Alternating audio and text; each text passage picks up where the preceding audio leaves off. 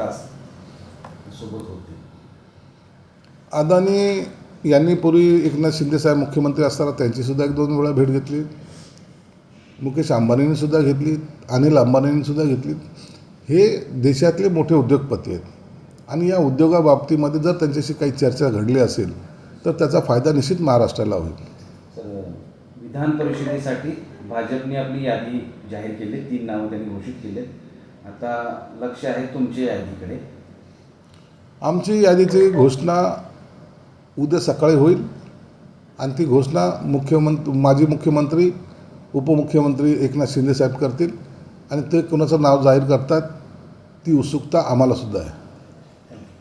धन्यवाद. मंत्री होतील, लातूरला कार्यक्रम झाला, त्यात ते बोलले आणि ते म्हणाले की दादा मुख्यमंत्री झाल्यानंतर राज्याची घडी नीट बसायला वेळ लागणार. आज तर कार्यकर्त्याचं एखाद्या नेत्याबद्दलचं असलेलं सन्मान किंवा अपेक्षा किंवा आपला नेता मोठा झाला पाहिजे हे सांगणं किंवा त्याबद्दल बोलणं ही काही गैर नाही आहे. भविष्यामध्ये अजितदादा जर मुख्यमंत्री झाले तर आमच्यासुद्धा त्यांना शुभेच्छा आहेत. राधाकृष्ण विखे पाटील म्हणाले की नाना पटोलेची आज न उद्या भाजपात येतील. नाना पटोले पहिले भाजपचेच होते, ते काही काळ काँग्रेसमध्ये गेले होते आणि आता तोही पक्ष डुबलेला आहे. हे पाहून जो समजदार राजकारणी आहे तो काँग्रेसमध्ये राहणार नाही. म्हणून कोण कोण येतील हे 1-2 महिन्यानंतर कळेल. हे सगळं सुरू आहे, पण गडकरी असं म्हणताय की जो करेगा जात की बात उसको मारूंगा लात. बरोबर आहे ना. जातीवाद फुपवणारी ही काँग्रेस आहे. आम्ही कधी जातीचा उल्लेख नाही केलेला. आम्ही फक्त या भारतात राहणारे हे सर्व आपले बांधव आहेत ही आमची भूमिका आहे. परंतु भारतात राहून भारताच्या विरोधात काम करणारे हे आमचे दुश्मन आहेत ही आमची स्पष्ट भूमिका आहे. एक शेवटचा प्रश्न विचारतो. उद्योगपती गौतम अदानी यांनी सांगावं, भाजपची भूमिका ही आहे की देशात दंगली झाल्या पाहिजेत. महाराष्ट्रात अनेक नवहिंदुत्ववादी कालपर्यंत RSSला शिव्या देत होते. म्हणजे थोडक्यात निलेश राणेंकडे त्यांचा इशारा आहे. आणि मोहन भागवतांनी एक वक्तव्य केलं होतं की हिंदू मुस्लिमांचा DNA एक आहे. मग असं दंगली घडवण्याचं कारण काय असं? आम्ही इफ्तार पार्टीला कुठेही विरोध केलेला नाही हे समजून घ्या. मुस्लिम विरोधी आम्ही आहोत असं दाखवण्याचा प्रयत्न हे काही विरोधक करत आहेत. आम्ही मुस्लिम विरोधक नाही आहेत. जे फक्त या देशात राहून विरोध करतायत त्यांच्या विरोधात आमची मोहीम असते. मुसलमानचे सण त्योहार त्यांनी करू नये, त्यांनी नमाज पढू नये असं आम्ही कुठं म्हणतो आहे. म्हणून इफ्तार पार्टी देणं हा एक त्यांच्या संस्कृतीचा भाग आहे आणि त्याला जाणं येणं यामध्ये काही अवघड नाही आहे. इफ्तार पार्टीला गेलं म्हणजे मुसलमानाच्या सपोर्टला गेलं, नाही गेलं म्हणजे त्यांना विरोध केला असा जो काही गैरसमज पसरवण्याचा प्रयत्न करतायत हे गैरसमज पसरू नका. मुस्लिम काही आमचे दुश्मन नाहीत, परंतु जी काही लोकांची मानसिकता आहे ती बदलण्याची गरज आहे. ती बदलण्याचं काम सरकार करतं आहे.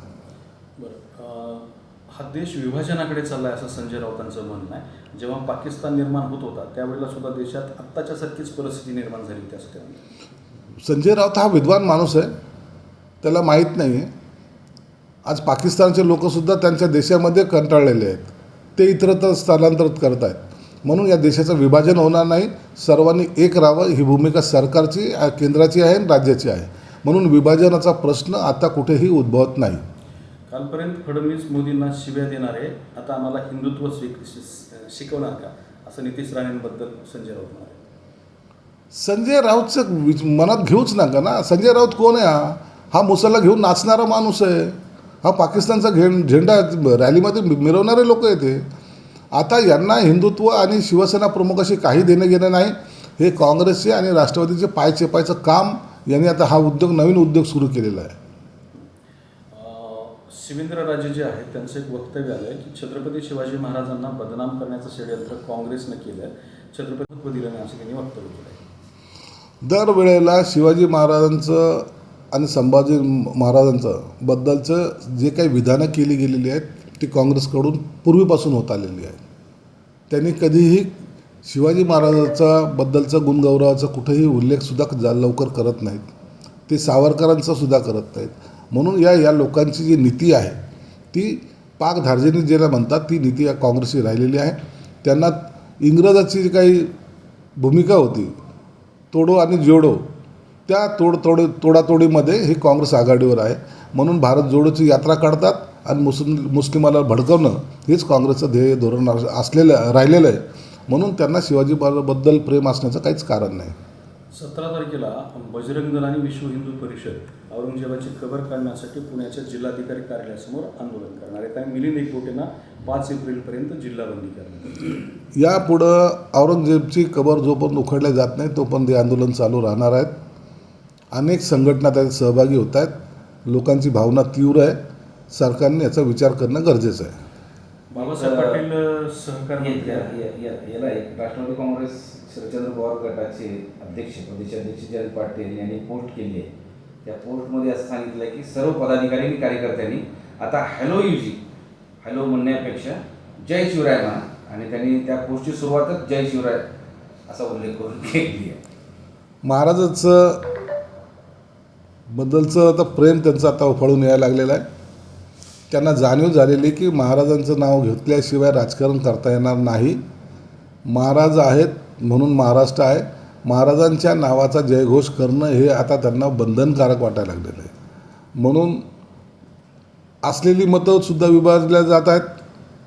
मुस्लिमाची मतं पडत नाहीत, दलित समाजाची मतं पडत नाहीत. मग कोणता तरी एक मताचा गठ्ठा आपल्याकडे असावा म्हणून त्यांनी केलेली ही घोषणा आहे. पण त्यांच्या पक्षामध्ये असलेले विविध धर्म जातीची लोक खरंच जय शिवराय हॅलो ऐवजी जय शिवराय म्हणतील का, असा एक प्रश्न. आता हा प्रश्न त्यांना विचारा. त्यांनी जी काही धाडसाची भूमिका घेतली ना त्याचं उत्तर त्यांनी दिलं पाहिजे. परंतु त्यांनी आता किती कोलंट्या उड्या मारल्या तरी लोक आता त्यांच्याबरोबर राहायच्या मनस्थितीत नाहीत. राज्याचे सहकार मंत्री आहेत बाबा. शिवाजी महाराज जर समजून सांगायचे असतील तर औरंगजेबाची कबर असायलाच पाहिजे, काय म्हणणं आहे तुमचं? विरोधकांना आजकाल औरंगजेबाबद्दल जास्तीचं प्रेम वाटायला लागलेलं आहे. आणि एवढंच प्रेम असेल मग जर शिवाजी महाराजांचा इतिहास आपल्याला औरंगजेबामुळं कळत नसेल तर औरंगजेबाचे पुतळे उभा करू ना. हे काय बोलणं झालं? औरंगजेबाचं नामनिशसुद्धा संपलं पाहिजे. अमेरिकेने लादेनला मारलं, का समुद्रात टाकून दिलं? का त्याची कबर बनली नाही? कसाबची का कबर बनली नाही? काहीतरी एखाद्या धार्मिक त्याला वातावरण द्यायचं आणि इतरांचे मतं आपल्याला मिळतील ह्या आविर्भावात विरोधक बोलत आहेत. त्यांना महाराजाबद्दलचा त्यांना अभिमान आहे ना स्वाभिमान आहे. म्हणून अशांकडं आम्ही लक्ष देत नाही आहे. परंतु औरंगजेबाची कबर इथून काढलीच पाहिजे, ती निस्तारनाबूत झालीच पाहिजे अशी आमची मागणी आहे. तुम्ही सरकारमधले मंत्री आहात, तुम्ही म्हणतात की औरंगजेबाची कबर काढली पाहिजे. मग संजय राऊतांचा आरोप असा आहे की औरंगजेबाची कबर वाचवण्यासाठी सरकारने CRPFची सुरक्षा दिली आहे. सरकार कुणाचं जरी असलं ना, बाबरी पडली सुरक्षा नव्हती का? सरकार कुणाचं होतं? सुरक्षा देणं हे सरकारचं काम आहे. लोकांचा उद्रेक कधी आणि कसा होईल हे बाबरीवरून आपण पाहिलेलं आहे. म्हणून कधी काय घडेल याचा नेम नसतो. म्हणून सुरक्षा किती काही जरी दिली तरी जो लोकांचा उद्रेक झालेला आहे किंवा लोकांना जे वाटतं आहे त्या पद्धतीने सरकारने सुद्धा त्यांच्या भूमिका समजून घ्यावेत आणि ती कबर इथून उकडून टाकावी. बरोबर. पण त्याच कबरीला दरवर्षी लाखोंचा खर्च केंद्र सरकार आणि राज्य सरकारच्या सुद्धा खात्यातून होत असतो. म्हणजे पुरातत्व विभाग, तिथं सिक्युरिटी आहे, 6 जणांचे कर्मचारी आहेत, राज्य सरकारची पोलीस वेळोवेळी लागत असतात, त्याच्यावर त्यासाठी लागणारी डागडुजी खर्च पडझड याच्यावर लाखो रुपयाचा खर्च केला जातो. मग काय नाही त्याच्यावर लाखो रुपयाचा खर्च नाही. तुम्ही पाहताय सगळे आकडे 4 लाख 5 लाख रुपये असे जे काही दिलेले आहेत ना, आता चालत आलेलं आहे बाबा, केलं पाहिजे. हे फक्त त्याच्या मागचं धोरण असावं. परंतु आम्ही केंद्राला सुद्धा विनंती करणार आणि राज्याला सुद्धा यापुढं त्या कबरीवर 1 रुपयाही खर्च करू नये आणि त्या कबरीचा आणि या संस्कृतीचा काहीही संबंध नाही. संजय राऊतांचं भारतीय